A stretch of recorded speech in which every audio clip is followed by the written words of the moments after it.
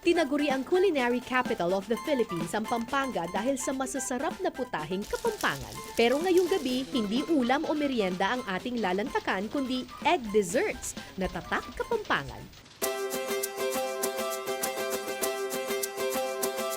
Sa isang sweets and pastry shop sa Magalang, Pampanga, isang panghimagas ang binabalik-balikan ng karamihan. Ang plantanillas. Binansagan itong plantanillas dahil mukha itong maliliit na saging na panluto o plantain sa Ingles. Noon, madalas itong ihain tuwing Kapaskuhan. Pero hindi na ngayon, iilan na lang kasi ang gumagawa ng minatamis na ito. Isa si Tita Elisa sa ilang nakakaalam pa ng recipe ng plantanillas na nanganganib na raw mawala. Sa paggawa ng plantanillas, kailangan lamang ng egg yolk, asukal at tubig. Ngayon, babatiin natin shop hanggang sa lumapot.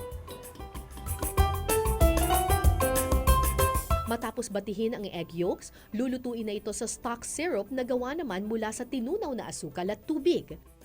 Makikita mo siya na parang hindi na siya basa, na parang medyo naluto na sa kulo ng syrup. Makikita mo, pag medyo tumigas-tigas na siya, pwede mo na siyang ibaligtad. Ang nalutong pula ng itlog magsisilbing crepe o pabalat ng plantanillas. Papalamanan ng crepe ng pastillas na gawa sa gatas ng baka. Kung walang pastillas, pwede rin daw latik ng niyog ang ipalaman. Saka ito itutupi para magmukhang maliliit na saging.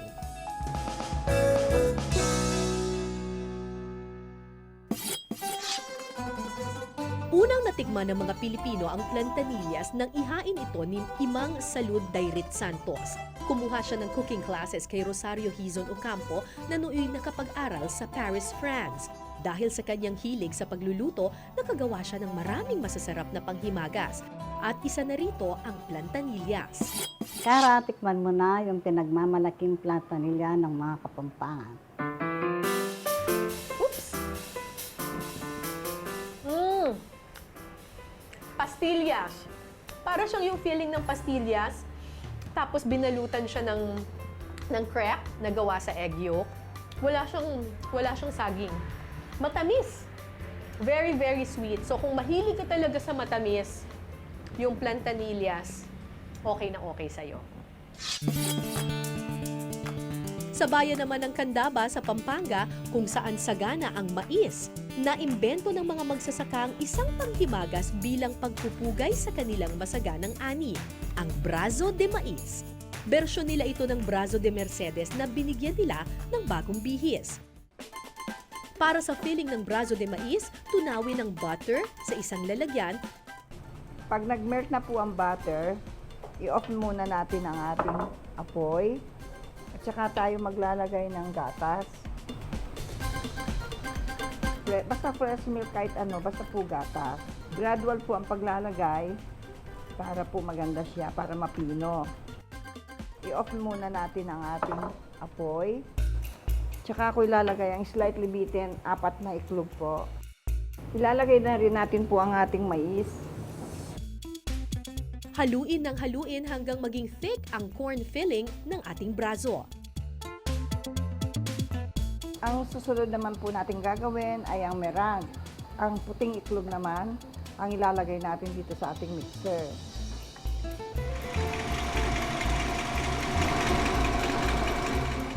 Habang hinahalo ang egg whites, lalagyan ito ng cream of tartar at dahan-dahang dadagdagan ng asukal.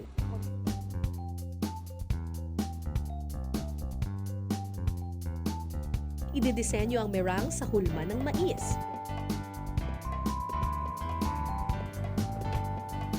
Pagkatapos, isalang ito sa oven toaster para maluto.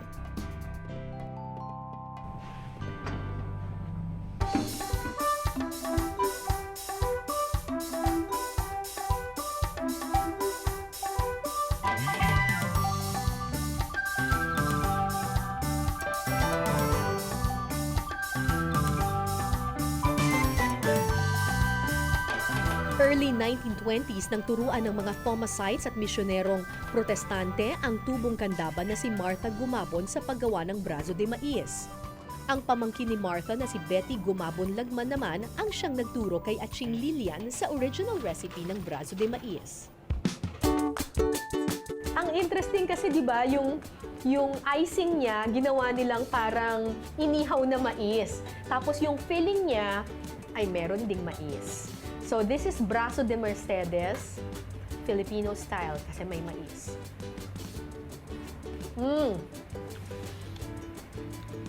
Mas gusto ko pa nga siya sa totoong braso de Mercedes kasi meron siyang pait-pait, yung burnt na icing sa taas. Tapos, ang sarap ng texture ng filling niya kasi nano-neutralize nung mais yung tamis. Sarap! Hindi siya kasing tamis, pero very good. Kung sawa na kayo sa pangkaraniwang desserts, tikman ang mga panghimagas ng Kapampangan at manganta na!